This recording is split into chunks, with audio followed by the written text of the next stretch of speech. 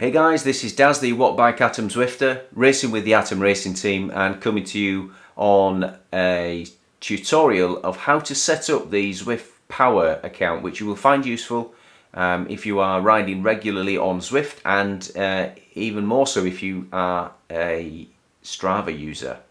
So let's just jump straight in there and have a look at the website.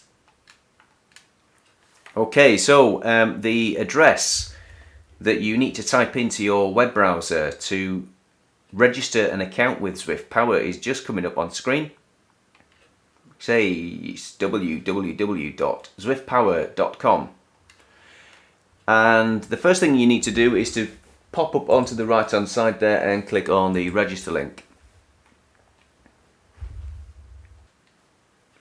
Okay, the first thing you get is a series of instructions and also their terms of conditions. As you can see here, the platform is using phbb.com, which is a very old-fashioned but a entirely useful piece of software that has been around for a number of years. So you agree to the terms and then you jump onto creating a username. Now this can be unique to you. It will tell you if you are unlucky and you're not going to get that username.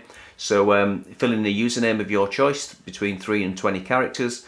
Your email address, your password, then you've got the language, the time zone, and then just the random words, and as soon as you've done that you click submit. That's all there is to it. You then will go into your email browser, wait for the registration link to give you a double opt-in, and come back in here and then you can sign in. So obviously I'm not going to create a brand new account, I'm going to load up my account. Okay, so here we are now in my account, and as you can see up in the top right now we've got a few more options. You have your Zwift profile. We'll go into where you would find your Zwift profile details to enter in here in a second. There is also a forum within Zwift Power. It is properly moderated, so a lot of the content in there is grouped. The PBB used to be a bulletin board, and as you can see at the bottom it is broken down into categories, a number of posts and topics, and nearly always they are sorted in the newest at the top of their feeds. It might be worth your while just having a quick look through that. There's some things in there which talk about some features for Zwift and Zwift Power. It's certainly a resource that you might find useful. These are literally your post, new post, unanswered topics and active topics are all relevant to the forum, as is search, as is terms and conditions. So there isn't really a lot within here from the drop down screen at the top that you can do. If you were to click on Zwift Profile, we'll see what comes up in a second. Okay, so it takes a short while to load, but essentially then it gives you this dashboard. Always at the top, you'll have your name. This is the name that I chose, Daz Rhodes. I think the login name that I chose was the same, so nobody had chosen that before. Then you've got this little thing here about the data privacy, which you'll get all the time anyway. And then as you scroll down, you get this this profile summary of where you are at in your progression.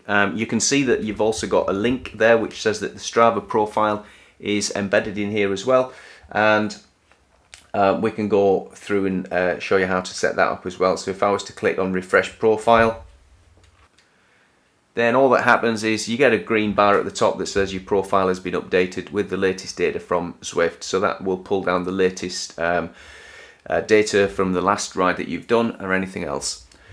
Your Strava profile will bounce you straight off of Zwift Power and onto your Strava account. We're not going to go into that just yet, but if you were already signed into Strava, it would literally just jump straight across and open up your Strava profile from within Zwift Power.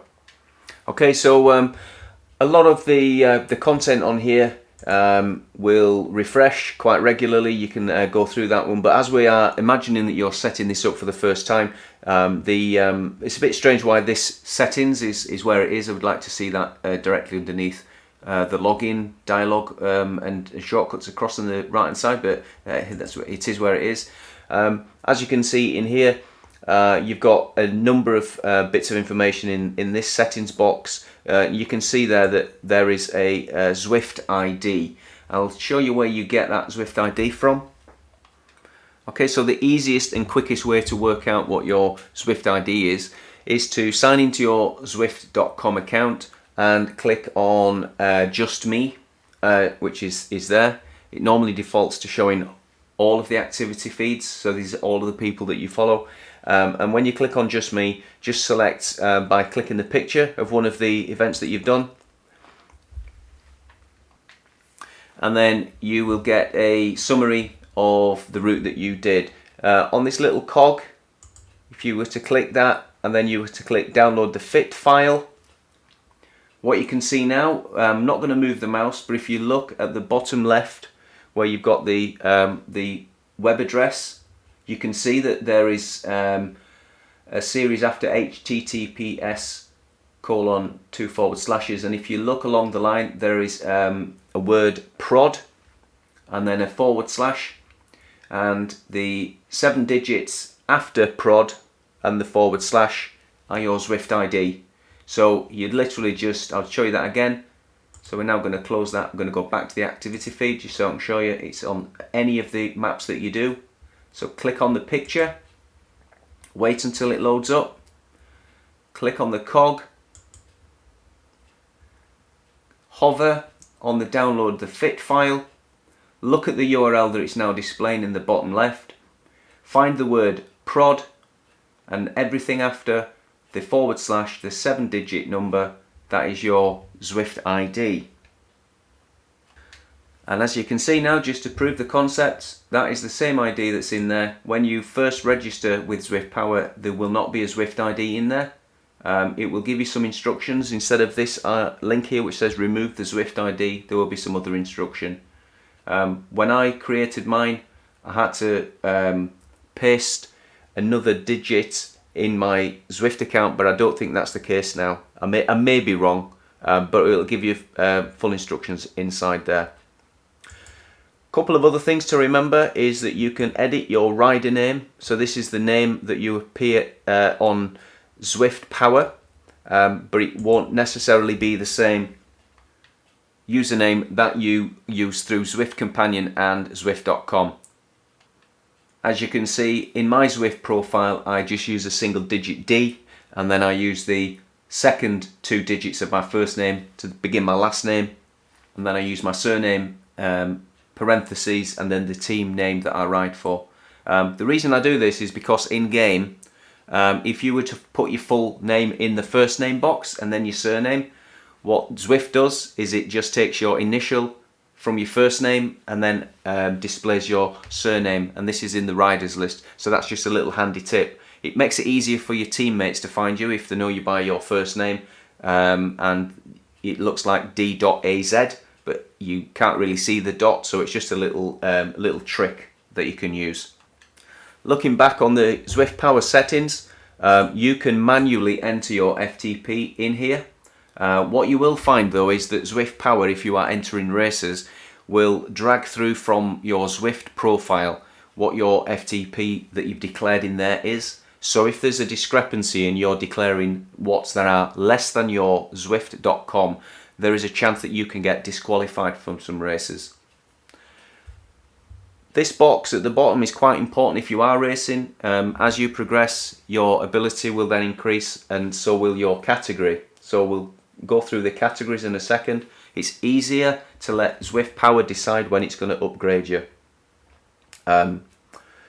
Nothing else needs to be filled in down here. You've also got on the bottom right hand side where you would then connect your Strava account. So obviously there'll be the orange button, there won't be anything listed in there. Click on the orange button, sign into your Strava in the pop-up window that turns up, accept and allow Zwift Power to access your data, come back in, and then that should all be sorted out. You will probably find as well that your registration is active for 5 years from the first point. There isn't a plan, I don't think, for them to have any charge for setting up a Zwift Power account, so I think we're alright just for now. Just another menu for you as well. If you are like me and you have changed your profile name quite a lot, I started out just as Daz Roads, Then I joined the herd. Then I changed it to herd of ETs because I thought that was funny. Then I put herd in square brackets. Then I joined the army cycling as well as herd. And then I changed to herd camo. Then I changed back to army cycling for a while. Then I became an art. That was the 15th of October. In fact, I'd started racing with the arts way back here. So 27th of August was my first ride, which was a team time trial with Photons. Stayed with Photons right the way through here. Then I went with Messatrons for a ride. Went back to Photons, so I was chasing the Photons team all the way through to there. Then I dropped it down to art, and then I've changed it back up to art Photons. The reason that helps sometimes is if you're looking for things and you can't remember what you were called in your history within Zwift Profile, you can just do a quick search. If I was to search for Messatrons within my activities, it would jump to the activity down here, which was when I called myself a Messatron. It's just one of the sub teams within there. Okay, so that is pretty much everything that you need to do if you are setting yourself up with a new Zwift Power account. We'll go through a lot more of this in more detail later on. Once you start doing a few rides after your Zwift Power account, you'll find that it will start to pull through a lot of your old activities. So if you click on activities there, it will tell you when you were riding, and that's a full list that you can see there, and they've got 295 individual entries. Picks up anything that's an actual race. It picks it up with a hyperlink because that's linked to an official recording means. Anything that you've just done as a free ride will not have a hyperlink, but it will display the data, your elapsed time, your average watts, heart rate, your cadence, and your elevation and your distances, as well as the calories burnt if you were wearing a heart rate monitor. So a lot of information on that. I hope this has been useful. Please remember to subscribe to this channel. There's going to be a lot more of these that are going on. I hope you find them useful. Remember, if there's anything that you would like me to explain again, or if you want me to cover in more detail, again, just drop a comment. I'll be checking my inbox quite regularly, and I'll do all I can to help you. Please enjoy your Zwift riding, and hopefully I'll see you out on Watopia at some point. Okay, take care everybody. It's been nice chatting.